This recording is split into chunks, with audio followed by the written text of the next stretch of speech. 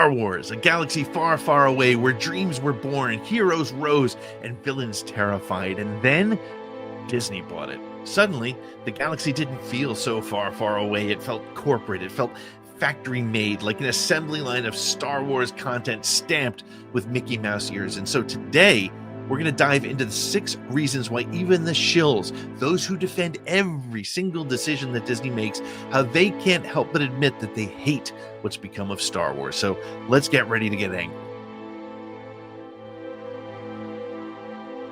Reason number 1, there's too much Star Wars. Remember when Star Wars was an event? You'd have to wait years for a new movie or a book or even a teaser trailer. It felt special. But now, there's a new show every few months. Comics are dropping every week. Books every other day. Video games, theme parks. Star Wars is everywhere. And sure, that sounds amazing at first until you realize how overwhelming it is. How are we supposed to keep up? How can we treasure something when there's no time to miss it? But hang on a second. Isn't it kind of amazing, though, that we live in a time where there's so much Star Wars? So much Star Wars that we can't even keep up with it all? That means it's no longer just one thing. It's an entire galaxy of options. Maybe I don't need to love every single thing that comes out, but there's bound to be something that speaks to me. Maybe too much Star Wars isn't a bad thing. It's just more Star Wars for everyone. Yeah, maybe I never thought of it that way before.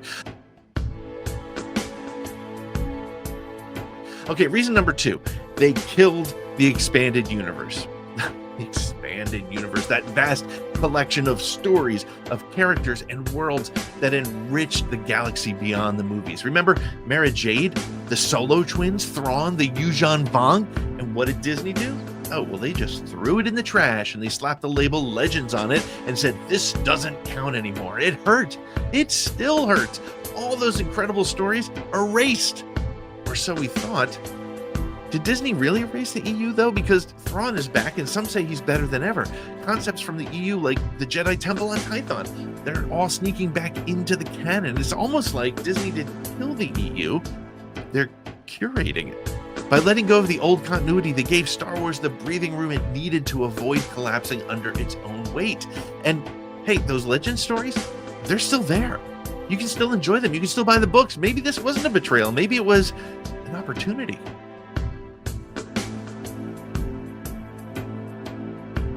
Okay, reason number 3, what they did to our Luke Skywalker. Let's talk about Luke, our farm boy turned Jedi, the ultimate symbol of hope and heroism. We waited decades to see him again, only to find a cranky old man who gave up on the Force and ran away to die on some island.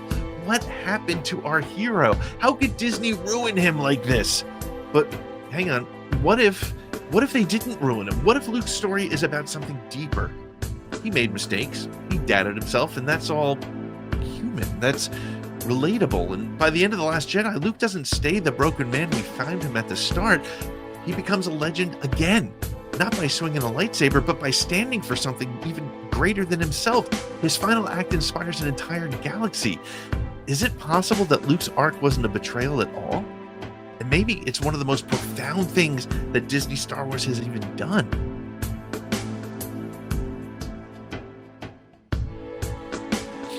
Okay, let's talk about this. The tone is all over the place. 1 minute we're watching Baby Yoda eat frogs.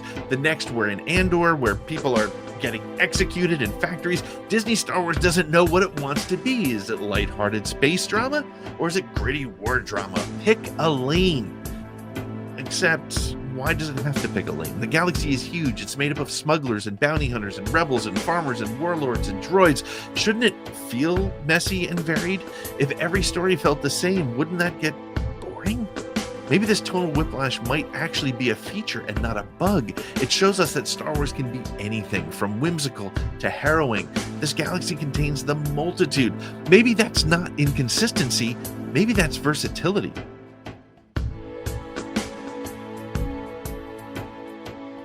Okay, but there's way too much nostalgia for sure.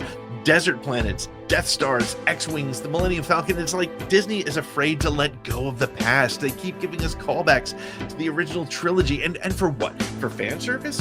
Where's the originality? But isn't nostalgia kind of the whole point? Star Wars is built on echoes of the past. George Lucas himself said it was all meant to rhyme.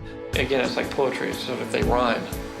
And maybe Disney is using nostalgia not as a crutch, but as a bridge.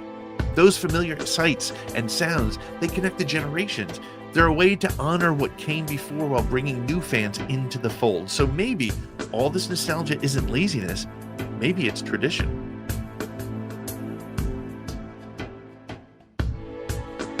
Okay, but finally, the biggest problem might be that the fans are more divided than ever. So let's be real. The fan base is a mess. You got sequel trilogy defenders, you got prequel apologists, you got OT purists. Everyone is arguing and nobody's happy. Even the most optimistic fans have to admit that this division is exhausting. But is this debate a sign of something good? If Star Wars didn't matter, we wouldn't be fighting so passionately about it. But the arguments, as annoying as they are, mean that people still care. The galaxy far, far away is still worth debating, worth dreaming about, worth defending. Maybe division isn't the problem. Maybe it's proof that Star Wars is still alive.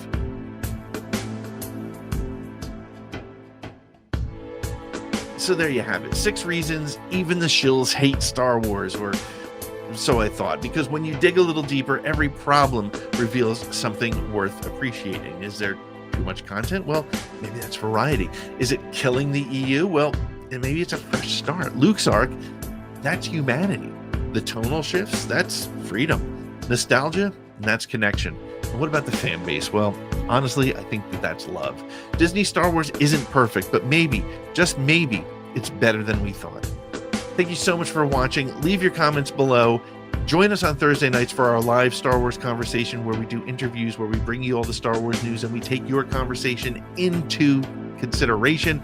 Join us on Thursday nights. Subscribe to the channel. Like what you see. Share it with your friends. And as always, may the Force be with you.